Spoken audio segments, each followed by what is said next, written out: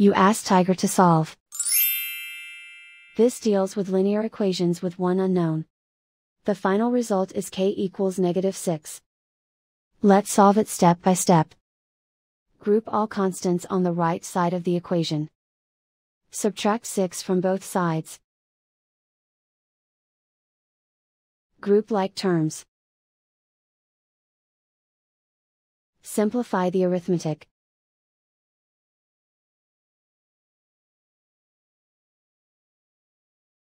Isolate the k. Divide both sides by -2. Cancel out the negatives.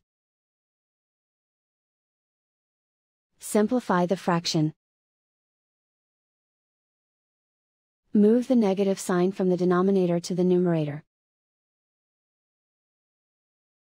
Find the greatest common factor of the numerator and denominator. Factor out and cancel the greatest common factor. And so the final result is k equals -6.